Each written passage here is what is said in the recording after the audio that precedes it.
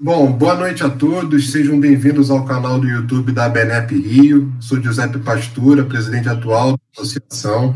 Eu tenho o prazer de receber hoje aqui com a gente a professora Thalita Fernandes Abreu, que é professora de infectologia pediátrica da UFRJ e também membro do Comitê de Infectologia da SOPERJ, e o doutor Abelardo Bastos, que é pediatra, puericultor, membro tanto do Comitê de Saúde Escolar da SOPERJ, como coordenador do Comitê de Pediatria da ABNEP Rio.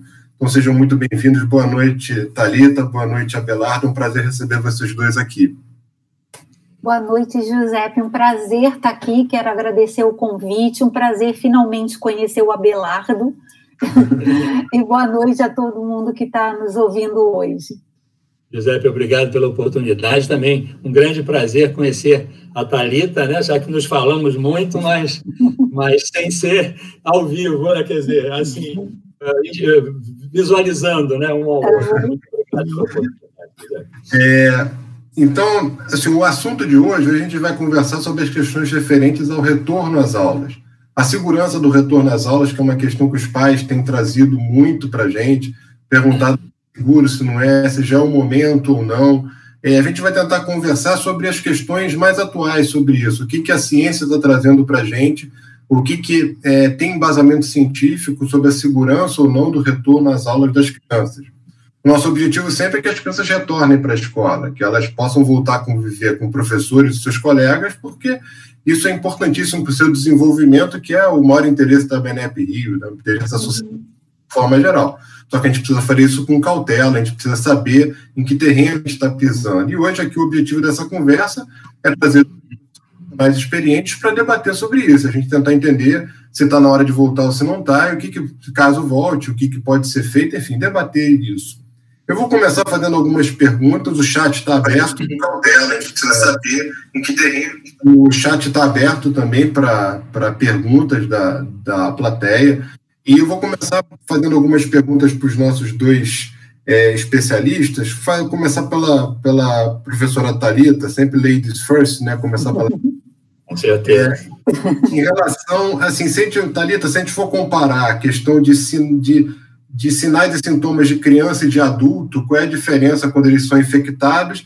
E aproveitando isso, eu queria que você pudesse também falar sobre a questão da carga viral de adultos e de crianças, se é diferente.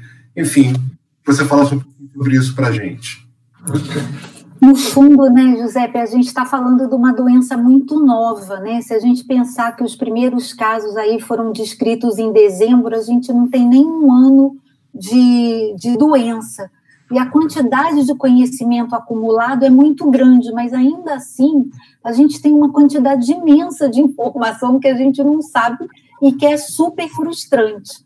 Então, assim, no início logo da pandemia, assim, no Brasil praticamente começou assim em fevereiro, a gente começou a ver alguns casos já em março lá no hospital. O que chamava atenção era a história da síndrome gripal, né? Então, assim, o foco era síndrome gripal, síndrome respiratória aguda grave. Só que de lá para cá, desses meses para cá, a gente tem visto uma série de manifestações muito incomuns. Então, além da síndrome gripal, às vezes a gente vê criança muito oligossintomática.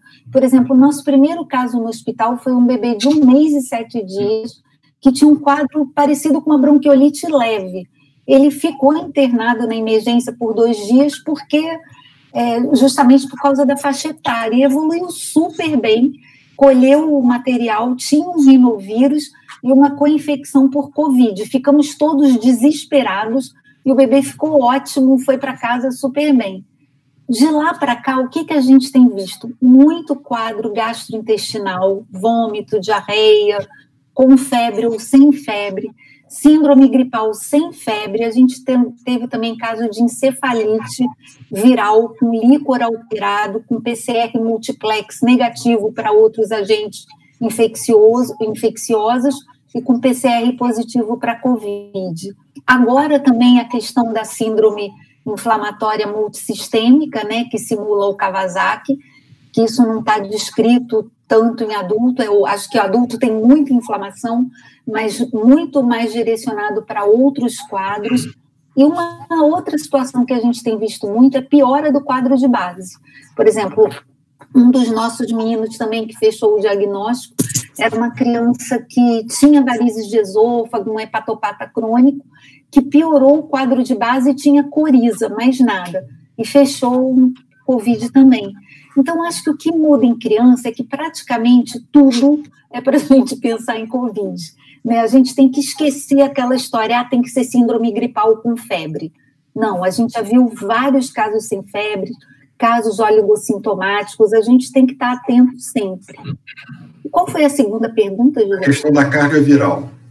Então, assim, os trabalhos são super controversos. Hoje, o que se acredita é que a criança, principalmente a criança pequena, ela não é uma transmissora efetiva. Assim, é muito mais comum um adolescente ou a criança maior, assim, acima de 12 anos, ter uma transmissibilidade maior. E, por outro lado, tem trabalhos que mostram que a carga viral em criança abaixo de 5 anos, em crianças hospitalizadas em Chicago, foi maior do que em crianças maiores. Então, é tudo ainda muito controverso. Mas, no geral, o que a gente... Até, assim, a experiência da gente lá no Hospital do Fundão, a gente teve vários profissionais de saúde acometidos, né? E a maioria, na verdade, eu acho que se infectou com outro adulto, né? Nós mesmo dentro do ambiente hospitalar, e não é infecção com as crianças hospitalizadas. E eu acho que é isso que dá um pouquinho, talvez, mais de tranquilidade com a questão da escola. Entendi. Obrigado, Thalita. Passo agora para o doutor Abelardo. Abelardo, eu queria que você falasse um pouco, assim, primeiro pensando assim, quais são as consequências de uma criança ficar fora da escola, né?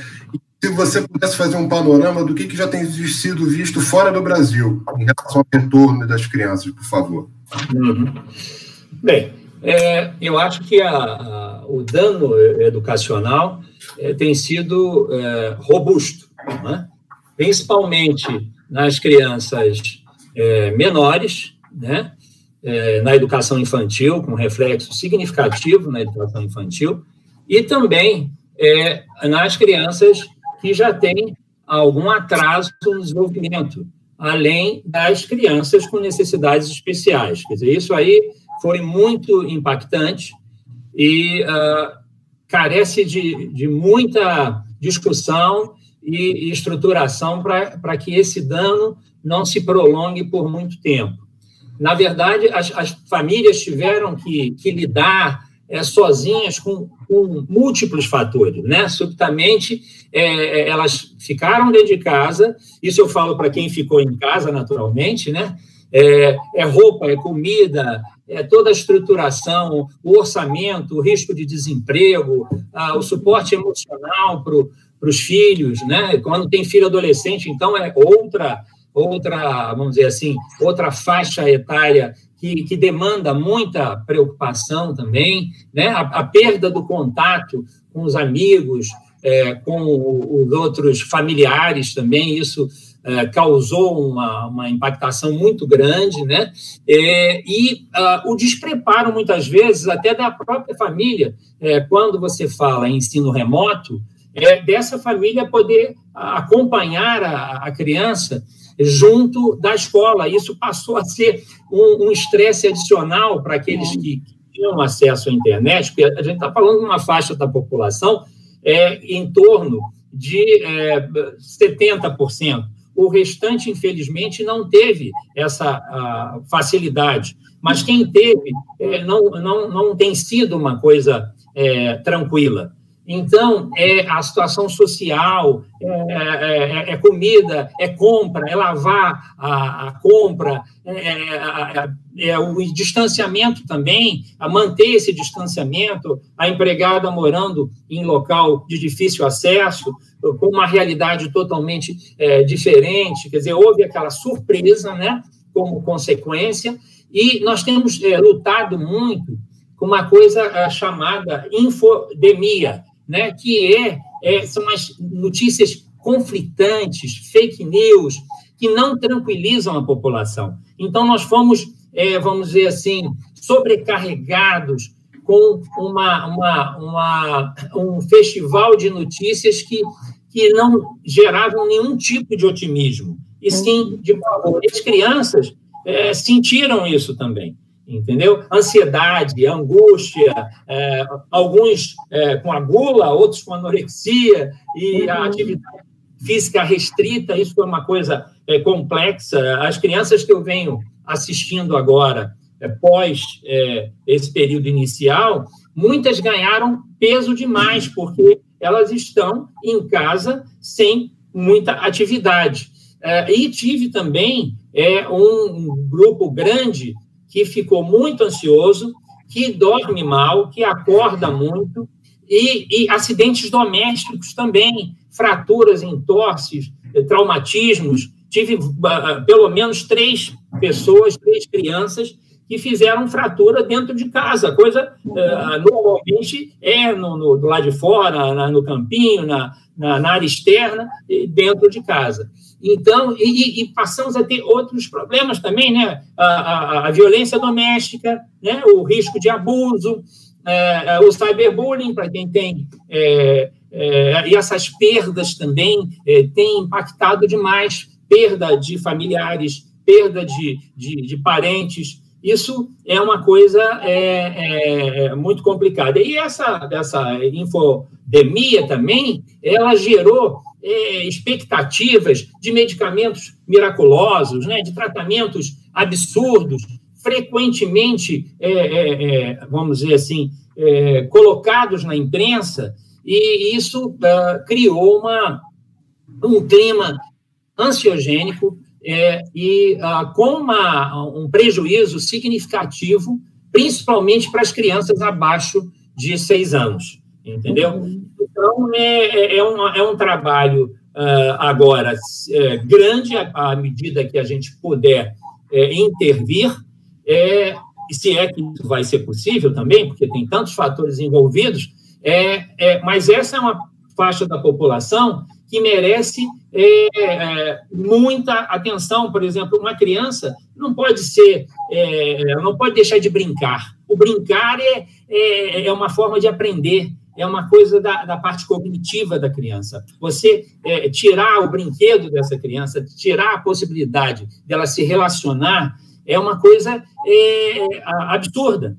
Então, nós vamos ter que resgatar isso de alguma forma, e não é uma coisa que você possa fazer à distância, entendeu? Não é uma coisa que você possa fazer com facilidade.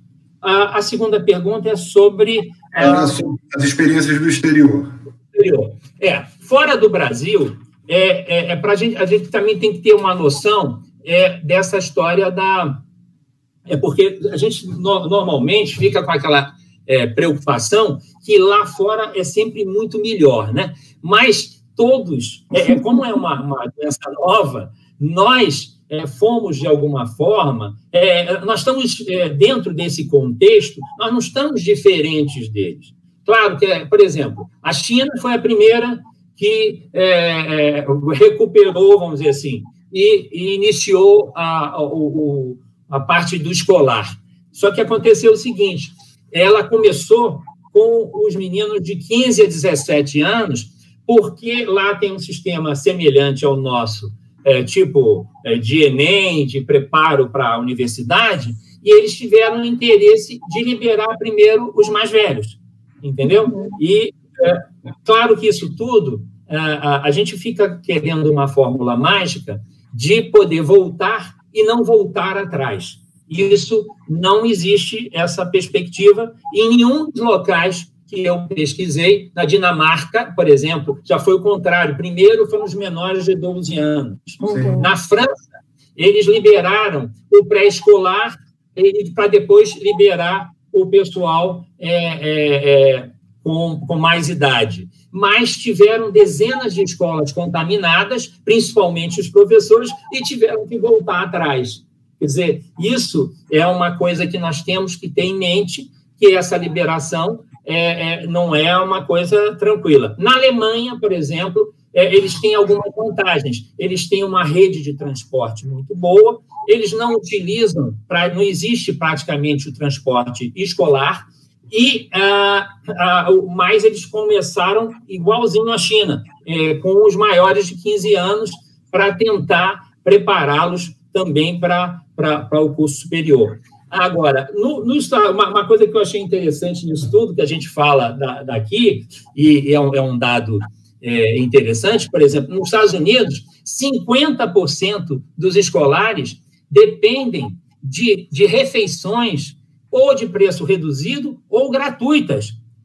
Isso é um dado interessante, porque pensa bem uma coisa, essa criança precisa ir à escola, por outro lado, né? Porque a alimentação é uma base do desenvolvimento, da parte cognitiva, do aprendizado. E nos Estados Unidos eles têm uma coisa muito parecida com a nossa, né? E é um país dito rico. A gente olha os Estados Unidos como se fosse uma beleza, né? Agora, surtos escolares ocorreram na França, Israel, Nova Zelândia.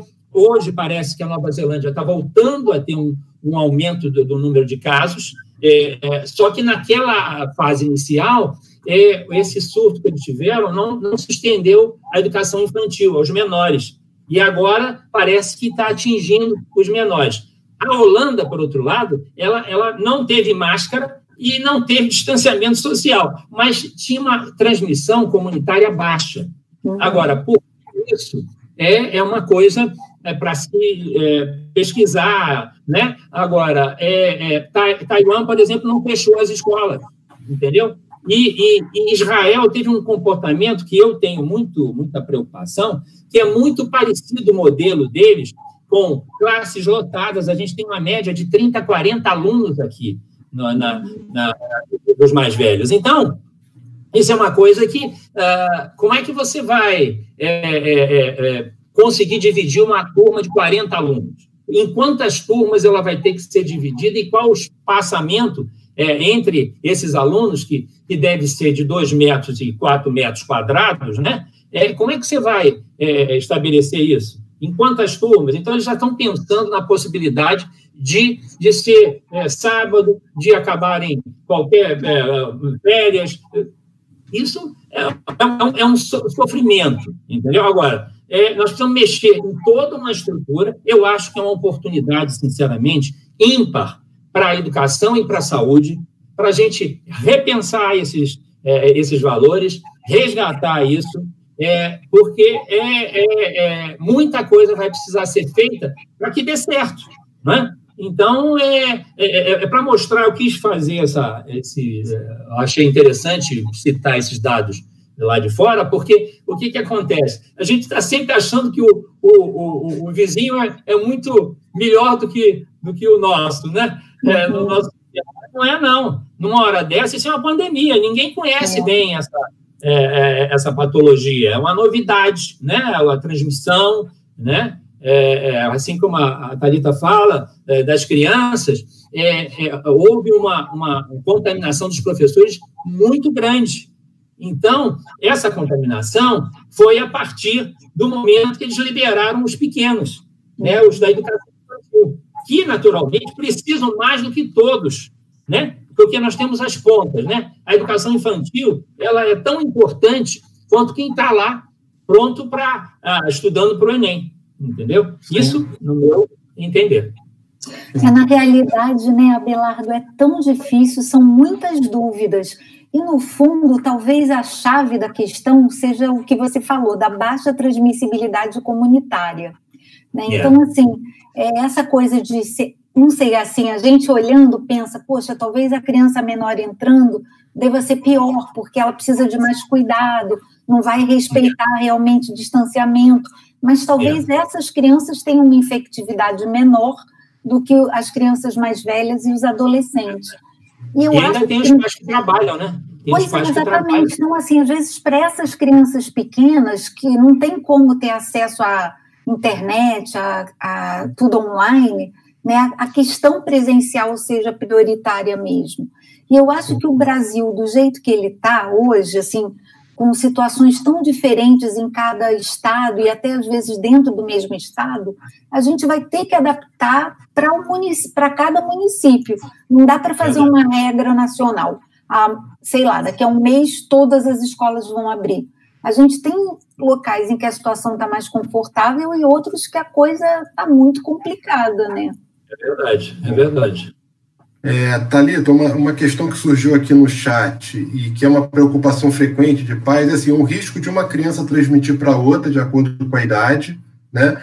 E para os professores também. Às vezes, muitas escolas têm professores acima de 60 anos. Deveriam ser afastados. O que você pensa a respeito disso? A transmissão, o risco de transmissão entre crianças, crianças e professores. Então, assim, todos os trabalhos até o momento, sei lá, até me dá meio medo de falar isso, porque daqui a pouco vão surgir outros trabalhos que vão mostrar coisas discordantes. Mas até o momento, na verdade, quase sempre, até, por exemplo, em surto familiar, a criança é a que é mais poupada. E não só em relação à gravidade dos sintomas, mas à transmissibilidade dela. Então, hoje preocupa muito mais a volta às aulas do escolar e do adolescente do que a criança da pré-escola até o ensino fundamental inicial. E realmente, assim, não tem muita coisa de literatura mostrando que houve surtos na escola mesmo, em pré-escola. Quase sempre isso está relacionado com algum adulto, ou com contato familiar, domiciliar. Então, assim, Giuseppe, é muito difícil, mas eu acho que a gente tem que fazer mais ou menos o que a gente tem feito até nos hospitais, né? Afastar as pessoas que têm maior risco.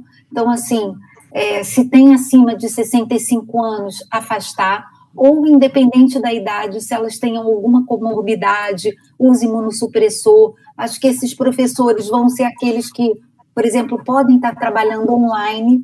Se por acaso fizer uma coortização de criança, dividir um grupo vai para a aula, o outro grupo fica em casa, porque realmente também é muito risco você botar uma pessoa com uma situação de potencial gravidade da Covid dentro de uma sala de aula. E aí eu acho que nem é a questão da criança em si, é do contato com todo mundo, né? Com os outros funcionários, o caminho para a escola, o transporte público, uma série de coisas que a gente tem que pensar mesmo. Sim. É muito difícil, né? Difícil. Sim. Thalita, dando continuidade, assim, uma outra questão que surge, assim, em relação aos exames, né? Indicado em cada fase, assim, que as pessoas, assim, para o público de uma forma geral, as pessoas ficam em dúvida, é o exame de sangue que tem que colher, é o swab nasal, enfim, queria que você falasse, assim, brevemente sobre as indicações dos principais exames. Então, assim que o quadro clínico suspeito começa, e como eu falei lá no início, esse quadro clínico suspeito hoje é um leque enorme, pode ser um monte de coisa, o ideal nesse primeiro momento é a gente fazer a pesquisa do vírus. Existe um exame que se chama PCR, que é a reação em polimerase de cadeia, que é feito em tempo real. E como é que a gente faz isso? A gente pega um swab, que é tipo um cotonete bem grande, e coloca na nasofaringe da pessoa que é o caso suspeito. Esse exame, ele é feito atualmente bem rapidamente. No início da pandemia estava super complicado e não era por dificuldades no Brasil, era pela produção mundial de tudo que se usa para fazer esse exame. Hoje a gente já tem isso com mais tranquilidade. Então, em geral, em 24 horas você tem esse resultado. Uma coisa importante é que na criança ou no adulto sintomático, esse exame só deve ser feito depois do 3º dia de doença, idealmente entre o 3º e o 5º dia. E uma coisa que eu vejo muito que as pessoas confundem, né, porque todo mundo ouve falar em teste rápido, o teste rápido ele é um exame sorológico, ele estuda o anticorpo para o vírus da Covid. E o que acontece? O anticorpo, ele aparece só, geralmente, depois de 7 a 14 dias. Então, não adianta, como a gente vê com frequência, alguém que fez a sintomatologia e fala, eu fui lá na clínica da família e fiz um teste rápido e não deu nada, não é Covid. Não vai dar mesmo, porque se está na fase aguda, o que a gente tem que procurar é o vírus, não é a defesa. A defesa vai ser mais tardia.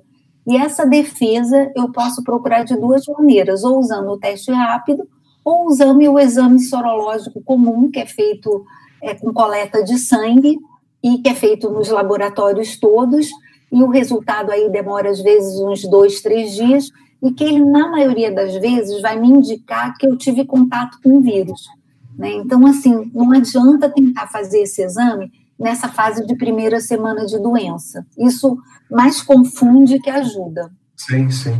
Obrigado. Quero fazer umas perguntas para o Abelardo agora. Assim, no ambiente escolar, uma vez que os pais decidiram que os seus filhos vão retornar, quais são as medidas preventivas que a criança que a família e a escola devem tomar? E a criança está na escola, teve febre, né? Fazer. Bem, com relação às medidas, é fundamental que a escola siga todas as normas, as diretrizes, todo o protocolo. Por exemplo, a prefeitura divulgou um protocolo e a Sociedade de Pediatria também, a Fiocruz também. Quer dizer, nós temos aí uma coletânea de diretrizes e protocolos que, veja bem, esse sistema só vai funcionar bem se os setores puderem se falar. A educação tem que falar com a saúde, que tem que falar com o serviço social e vice-versa. Esse diálogo é fundamental para que tudo funcione. Tá? Não quero me antecipar à próxima resposta, mas o que acontece? Se uma criança apresentar um quadro durante o período de aula, essa criança, além de ser afastada, ela tem que ser rastreada. E, se positiva, você tem que rastrear os contactantes. Certo, Thalita? E aí, o que acontece? A gente precisa ter exame disponível para esse aluno. Uhum. Né? Quando a gente fala em fazer, a nossa expectativa é que essa criança seja encaminhada para ser colhido esse material nesse período que a Thalita falou, mas que o contactante também, que é a nossa arma para não deixar aquilo se espalhar rapidamente, também ser rastreado. Então, a gente precisa dessa disponibilidade. E isso, ainda, nós precisamos melhorar isso. A nível privado, particular, você tem essa disponibilidade. A nível público, isso não acontece com facilidade ainda, pelo menos nas clínicas da família, nos locais que você pode ter acesso a esse tipo de exame. Então, a escola, uma coisa que eu tenho frisado bastante, a escola ela precisa de um básico de material para que as coisas funcionem bem, que a gente atenda a segurança dos alunos e dos professores, porque, conforme a Thalita falou, quem tem mais de 65 anos vai ter que fazer um ensino remoto, vai ter que fazer um ensino à distância. Estabelecer esses critérios, eles devem ser cumpridos, sim. Então, esse conjunto de máscara, de sabão, né, água disponível, né, material de higiene, né, eu tenho uma coisa que eu tenho visto que tem me deixado assim um pouco, vamos dizer, incomodado, é que, por exemplo, eu tenho visto muito sensor de temperatura e que não está marcando uma temperatura compatível até com o ser humano. Então, tem uma coisa que é uma aparência, é uma segurança aparente. Você entra num supermercado desse aí de nome e tem 34 de temperatura, e o próximo tem 34. Isso não... Aquilo ali é uma vamos dizer assim, é um ato de uma peça, entendeu? Uma peça teatral. Eu acho que a gente tem que mudar essas coisas, ampliar essas maneiras. Isso na escola também, por exemplo, o aglomerado da família na porta da escola, criar vias de acesso assim, sinalizadas para as crianças na escola, que elas não precisam parar, mas para isso tem que ter toda uma estrutura. Imagina uma criança que não vai poder ter recreio, que não vai poder brincar com brinquedo, que não vai poder trocar lápis, que não vai poder brincar com caderno, com um amiguinho. Isso é por exemplo, os menores, a gente tem sugerido até máscaras transparentes, mas quantas escolas, quantos profissionais vão poder comprar máscaras transparentes? Quer dizer, isso porque a criança precisa dessa coisa labial. Imagina, os surdos, então, ficam sem espaço nesse contexto, né? Então, eu acho que a gente precisa estabelecer regras mínimas de higienização, de higiene mesmo, de cuidados, né?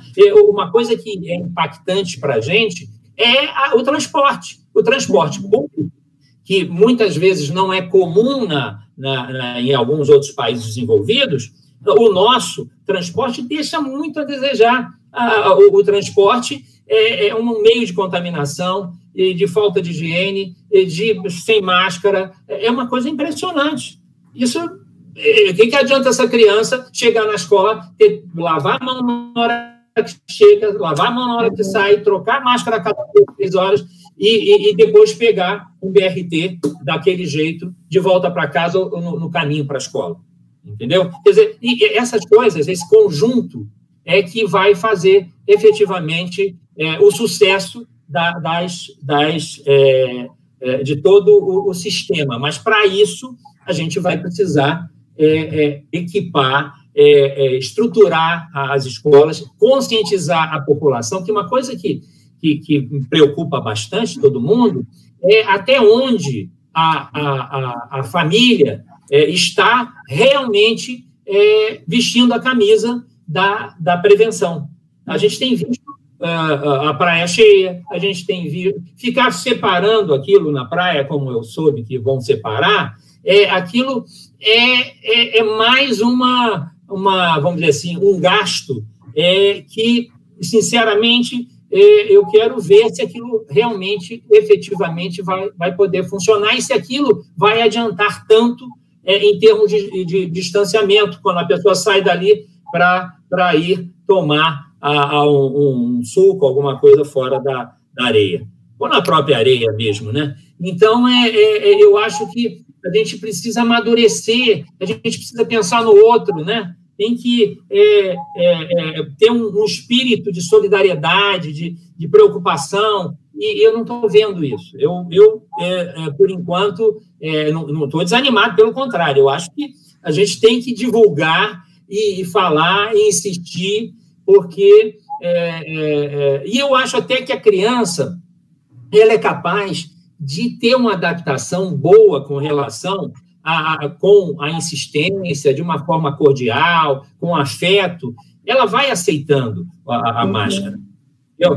Depende tudo da maneira, do acolhimento, da inclusão dessa criança dentro ele vai precisar ser readaptado. Uma coisa que me incomoda um pouco é a gente dizer que isso é um novo normal. Que normal é normal, né? Novo normal que é isso? Né? Então, é uma coisa para mexer com a cabeça, viu? Mexer isso com a turma da psicologia, da psiquiatria, da fono, TO. É verdade. Né? Agora, Adalberto, uma coisa que você falou que eu concordo totalmente é a questão da gente ficar com a falsa impressão de segurança com algumas coisas que não trazem segurança nenhuma, como aferir a temperatura, né? Porque, assim, às vezes a pessoa está com quadro de Covid e ela sai na hora que ela não está com febre. Então, naquele momento, mesmo que a temperatura seja aferida corretamente, ela não vai para a rua com 39. Né? Então, assim, a gente tem que ter muito cuidado com essa situação. E agora eu lembrei também, quando você estava comentando a questão dos Estados Unidos, né, que parece o nosso vizinho rico, mas que tem muitas desigualdades ainda, né? E, assim, vários trabalhos mostram a preocupação com as escolas públicas lá nos Estados Unidos, com as minorias, com as pessoas de cor. E essa semana, para mim, foi assim tão impactante. Praticamente todas as crianças que eu atendi no ambulatório de infectologia são crianças de escola pública, nenhuma delas está indo para a escola, nem está tendo nada desde março. Então, assim, é a questão da alimentação, né, que você pontuou bem. Muitas vezes aquela alimentação é a única alimentação realmente saudável que a criança tem por dia. E eu fico pensando como é que vai ser depois, porque ela vai perder o ano inteiro e depois vai juntar com quem ficou para trás também. Eu não sei, assim, a gente tem... Você levantou uma questão muito importante, Thalita. Eu acho que, por exemplo, a função da escola nesse momento não é recuperar o conteúdo, e sim acolher essa criança, acolher, readaptá-la, alimentá-la, dar afeto, porque o conteúdo, por exemplo, senão você começa já a pensar em aferir conhecimento, em tentar fazer prova. Eu acho que o momento é de acolhimento, né? Essa desigualdade piorou muito, provavelmente, durante a pandemia. Então, a gente tem que fazer alguma coisa, né? Isso gera violência, é um fator social agravado. Então, é muito importante a gente acolher, principalmente acolher. E, agora, precisa dessa estrutura. A escola tem que ter uma boa internet, né? E esse é um outro fator, porque isso custa dinheiro, né? Então, tem que haver um investimento pesado nisso para que a gente possa caminhar. Eu sou otimista, mas acho que a gente não pode ficar também prolongadamente, que o dano já foi causado, né? Claro que isso foi uma coisa nova, mas eu acho que a gente vai ter que discutir muito esse aspecto, principalmente por causa da educação infantil e por causa da criança com necessidades especiais. Sim. Sim. Nesse país, né, que a gente já vê tanta a desigualdade que já vem aí há tantos anos e que às vezes passa batido numa situação de crise como essa, que a gente vê como ela é mais cruel ainda com quem é pobre, com quem é minoritário. Porque, bem ou mal, a classe média ainda consegue sobreviver, né? A informação chega pela internet, os filhos estão mais ou menos acompanhando as escolas, mas as classes mais desfavorecidas, enfim, aquela pessoa que é forçada a ir trabalhar, né? Porque senão ela não vai comer, arrisca, o filho não vai para a escola e não tem a menor perspectiva de ter algum tipo de assistência por internet, ou seja lá o que for. Enfim, é muito triste isso e a gente esperava uma resposta governamental mais robusta para essas pessoas que estão sofrendo. Sim. E porque, sabe, José, eu acho... desculpa, Bê. É que, assim, uma coisa que eu acho é que, no fundo, a segurança que a gente quer ter, a gente não vai ter tão cedo, né? Assim, de falar, não, é seguro, vamos abrir, isso não vai acontecer tão cedo. Por outro lado, aí eu não quero ser pessimista, mas eu não vejo uma saída a curto prazo para toda a situação que a gente está vivendo em relação à pandemia, né? Sem uma vacina eficaz e tudo mais. Então, assim, a gente tem que começar a se preparar da melhor forma possível, tentando outras coisas, né? E, assim, me dá muita agonia, né, que você falou até da questão governamental, sem querer fazer nenhum tipo de politização, mas pensar assim, o que poderia já estar sendo feito? Por exemplo, rever as escolas públicas todas, ver quem não tem água, tentar corrigir isso, disponibilizar álcool, ver como é que está a saúde dos funcionários. É aquela coisa de começar pelo menos um movimento, mesmo que a gente não feche uma data, mas tentar adequar a estrutura, como a Adalberto falou, para que fique o mais próximo do ideal possível, sem ser daqui a 2 anos, né? Sim.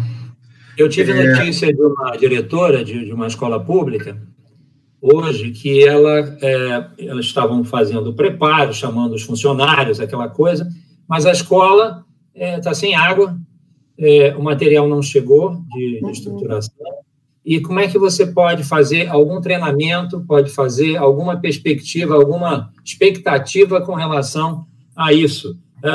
Fora isso, essas pessoas moram em locais pequenos, muito populosos, né?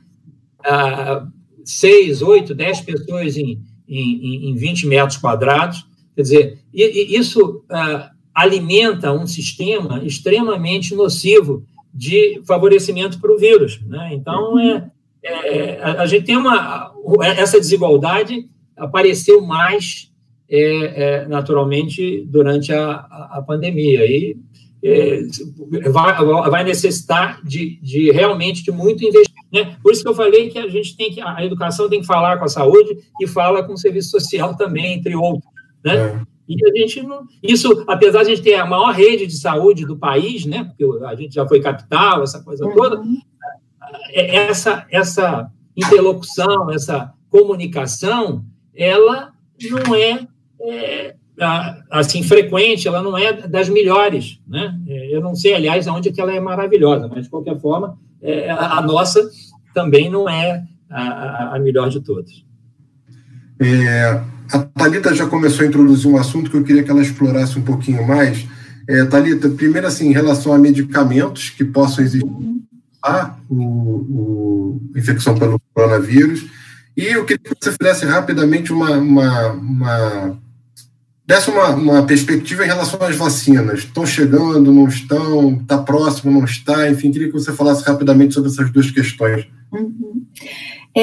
Eu sei que nós todos estamos em busca de uma medicação, né? Mas eu acho que eu vou aqui usar o que o Abelardo falou sobre a questão das fake news, né? E da gente pegar um monte de informação que não tem nenhum fundamento científico e fazer isso virar verdade absoluta.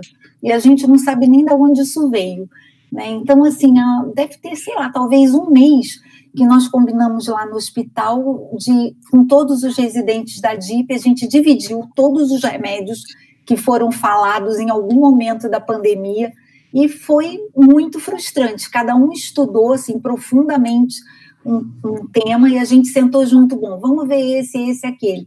Infelizmente, não tem nada no momento de toda a medicação que é falada, hidroxicloroquina, cloroquina, a ivermectina, a nitoxazonamida, nada disso tem comprovação científica mesmo. E algumas drogas, inclusive, a gente já tem a comprovação que não adiantam nada, como a cloroquina e hidroxicloroquina. Então, eu sei que a angústia da gente, principalmente frente a uma criança ou um adulto que está grave, é a vontade de fazer alguma coisa. Mas a gente não pode sair em busca de uma coisa que não tem realmente comprovação científica e que pode trazer mais malefício do que benefício. E isso vários trabalhos mostram em pacientes que usaram cloroquina e hidroxicloroquina, um nível de evento adverso muito maior do que em quem não estava usando, quando se comparavam dois grupos, né? Então, infelizmente, no Brasil hoje, a gente não tem nenhuma droga realmente efetiva, não só no Brasil, assim, faltam estudos que demonstrem que tem alguma coisa já em uso, que possa ser utilizada, e que eu acho que vai vir por aí. E acho que um cuidado é que muitas vezes essas drogas, elas realmente têm algum efeito sobre o SARS-CoV-2 in vitro, mas isso não tem nenhum efeito em vivo. Então, a gente tem que pesar muito isso. E sobre a questão da vacina, José, eu vou até aqui agradecer, assim, publicamente a Eliane Matos, que é uma professora da UERJ, foi nossa R3, R4 há muitos anos atrás, lá no IPPMG, é uma pessoa que trabalha na Fiocruz, uma estudiosa de vacina. Essa não é muito a minha área. Então, hoje eu até liguei para ela, falei com ela, ela me trouxe várias coisas. E o que a gente tem hoje, né? Acho que todos nós queremos que tenha uma vacina já, de imediato, super eficaz. A gente tem várias vacinas, aí na verdade eu vou passar para vocês o que a Eliane me falou. Hoje, no momento, são 28 vacinas que estão em estudo. E dessas, a gente tem algumas que já estão em fase 3. Então, para quem não é da área médica, eu só vou explicar rapidamente, as vacinas, elas têm uma ordem até elas saírem para utilização pública. Então, primeira coisa, ela tem um teste pré-clínico, que geralmente é feito em cobaia e tudo.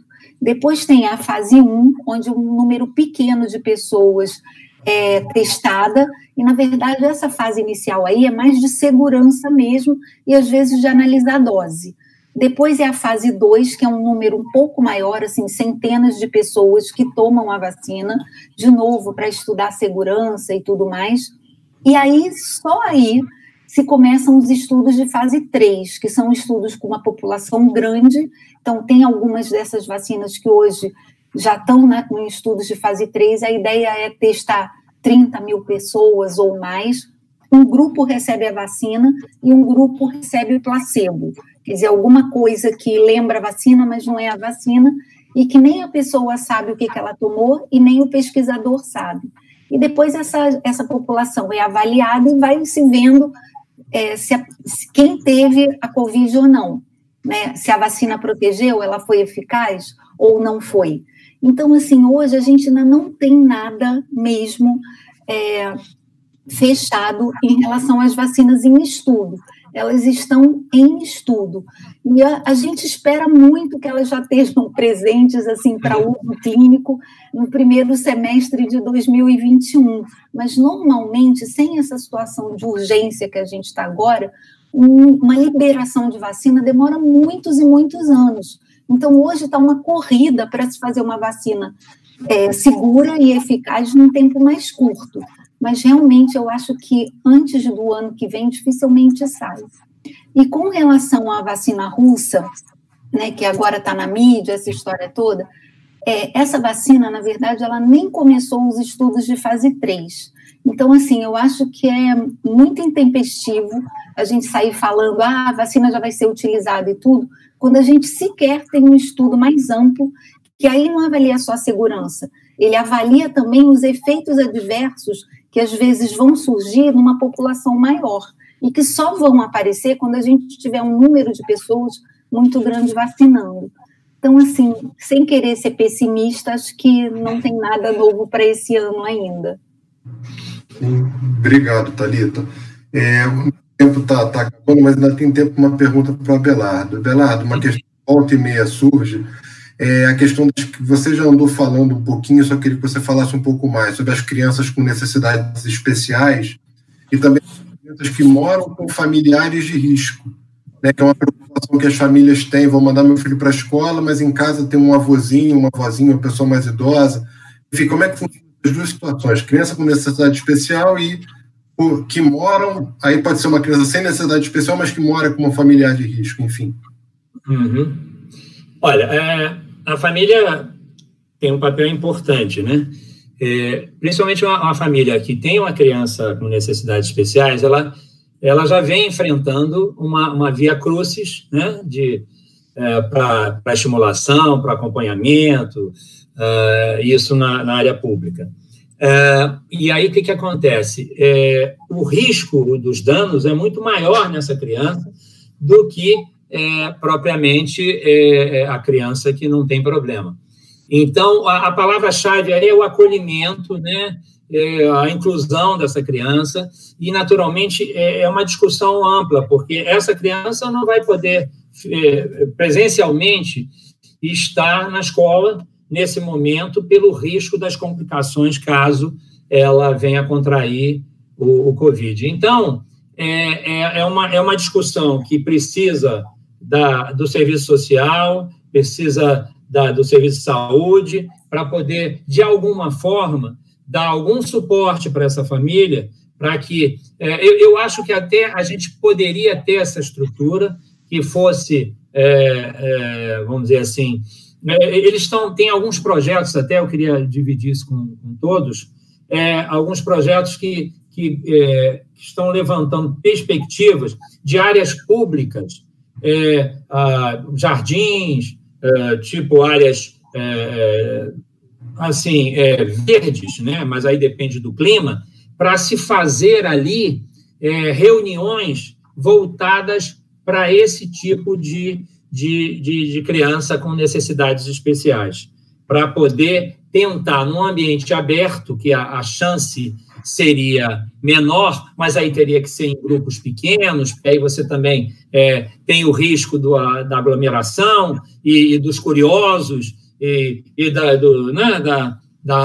a coisa se transforma, se multiplica. Mas a ideia não é ruim, é uma ideia bastante possível, mas eu acho que a gente precisava ter mais estruturação, educação, mas parece que algumas empresas estão trabalhando junto às prefeituras para tornar esses ambientes inclusivos para justamente esse tipo de criança. A outra pergunta com relação como é que foi a outra pergunta? Quando os familiares têm um familiar de risco em casa. Esse familiar de risco, isso é um impedimento significativo para que essa criança tenha contato na escola, porque ela pode trazer para casa, sendo um idoso, um diabético, um cardiopata, alguma doença crônica de risco, um pneumopata, isso inviabiliza a ida dessa criança à escola. Porque muita gente mora com os avós, muita gente mora com familiares com mais idade. É um caso assim que isso não se estende só aos avós, aos parentes, mas os cuidadores, né? As pessoas que lidam com essa, não só com os idosos, mas também com as crianças de necessidades especiais. Então, além de elas serem crianças mais difíceis de fazer as medidas de distanciamento, né? Uma criança que tem transtorno opositor, que não fica com a máscara, mesmo fora da faixa de idade, né? Uma criança de 6, 7 anos, quer dizer, é uma criança difícil de se lidar. Então, ela ir à escola seria muito bom, sem dúvida nenhuma, mas ela poderia trazer para casa a doença num momento que a gente ainda não tem os recursos necessários. Então, eu não vou ser muito otimista pela primeira vez, mas eu acho que essa coisa saiu até um artigo muito interessante chamado Protocolos sobre Educação Inclusiva durante a Pandemia, um sobrevoo por 23 países e organismos internacionais, do Instituto Rodrigo Mendes. Vale a pena ter acesso a esse documento, quem não tiver, depois eu disponibilizo, porque ele faz esse apanhado em vários países e como lidar com a criança com essa deficiência ou esse atraso, ou essa necessidade especial. Eu acho que a gente tem que encontrar os caminhos. Eles existem, né? E a gente também não... tem uma coisa muito bonita que o Chaplin escreveu uma vez, eu vou dar uma lidinha rápida aqui, que chama-se Cada Segundo é Tempo para Mudar Tudo para Sempre. Porque a gente não pode esquecer disso, né? Tomar atitude, né? Para não deixar a coisa desanimar e se deixar vencer. É só um pouquinho de poesia aqui para a gente. Bom, pessoal, assim, eu queria que vocês fizessem agora as considerações finais de vocês da nossa live, que foi muito interessante. Acho que a gente conseguiu trazer para o debate informações científicas de qualidade. Eu queria que vocês fizessem as suas considerações finais sobre o que vocês momento, como é que vocês veem esse momento de retorno às aulas, um conselho que vocês queiram dar para pais e professores, enfim. Só vez, Thalita. Então, acho que antes de mais nada eu quero reforçar meu agradecimento e falar que foi um prazer estar aqui com o Abelardo. A gente não se conhecia, eu tenho uma insônia horrível e a gente ficava trocando mensagens 4 da manhã. Então, estarmos agora juntos num horário de gente normal foi extremamente prazeroso, Abelardo. E, assim, eu acho que depois de tanta coisa que a gente discutiu, né, e, assim, com certeza nós dois nos preparamos muito para estar aqui hoje, eu fico super dividida. Eu vou confessar para vocês que tem horas que eu leio alguma coisa e penso, não, é hora de começar. E outras horas me dá um medo danado. Mas eu acho que a gente tem que sair dessa coisa da inércia, a gente tem que começar a montar uma estrutura, exigir alguma do governo, das entidades que possam nos apoiar a educação infantil, que se comece algum movimento, né? O que a gente não pode é decidir que dia 10 de outubro vai começar a aula e até lá tudo está como está hoje, né? Eu acho que isso é muito importante mesmo. E aí eu vou, sei lá, talvez falar uma coisa mais pessoal.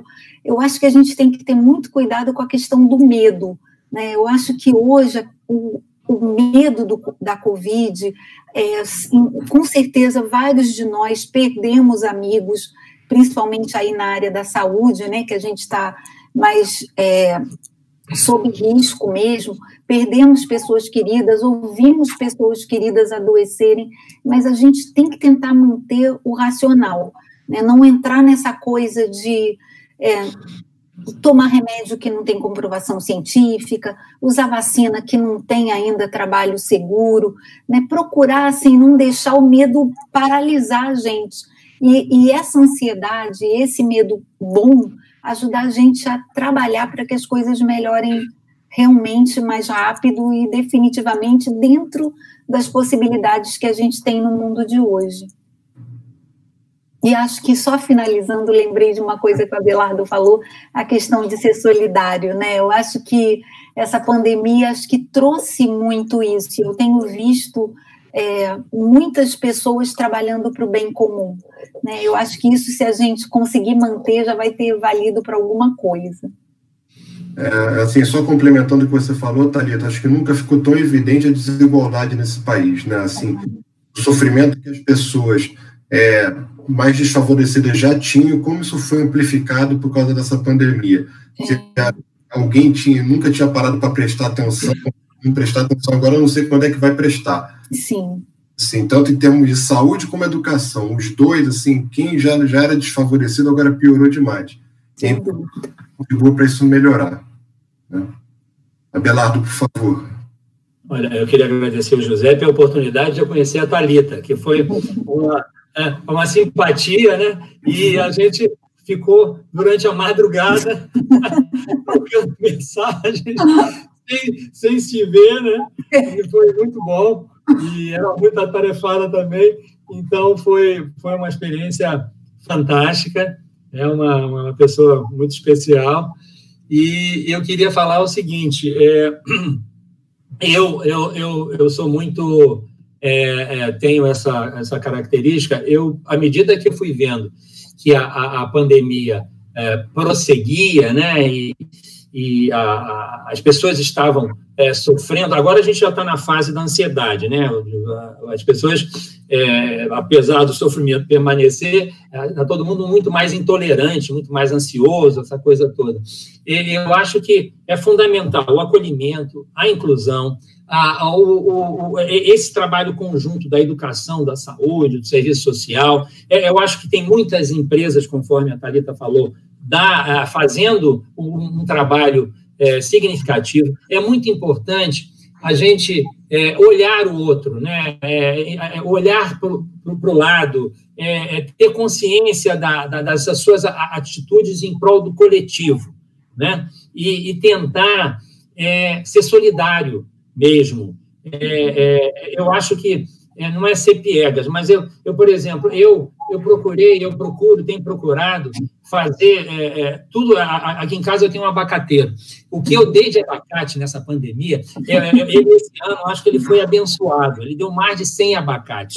Eu dei 100. Se eu comi 10, foi muito a família, né?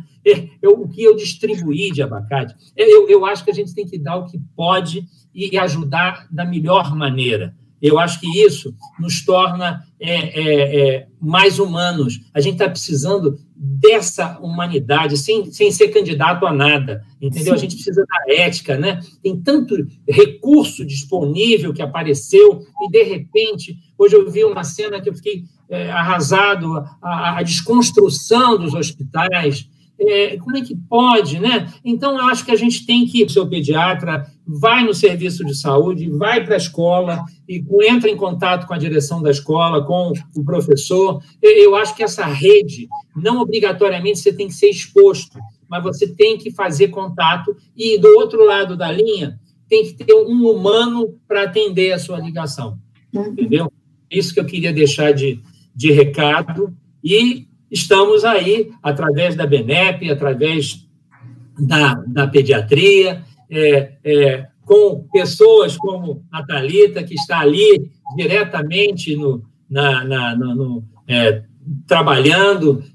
Precisamos multiplicar, né? Multiplicar essas coisas boas. Precisamos. Tá? Obrigado por ter dado a oportunidade de conhecê-la e de estar com você fazendo essa live tão espetacular. E como diz assim, muitas pessoas que colocaram até no chat do nosso canal aqui, viva o SUS, né? Viva o SUS mesmo. Nossa, o SUS, deixa eu dar uma palavrinha rápida do SUS.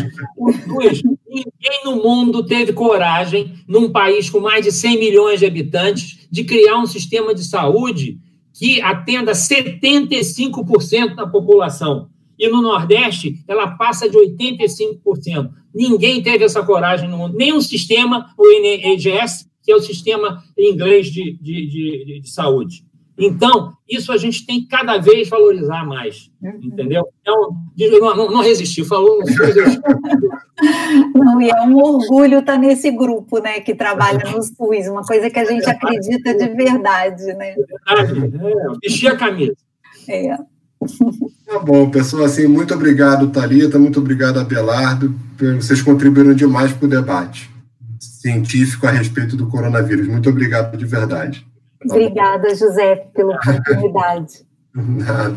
Enfim, muito obrigado pela audiência de vocês. A gente está encerrando aqui a nossa live da BNEP Rio. Continue conosco, acompanhe as nossas ações nas mídias sociais. Enfim, tem muita coisa boa por aí. Muito obrigado, boa noite a todos. Obrigado.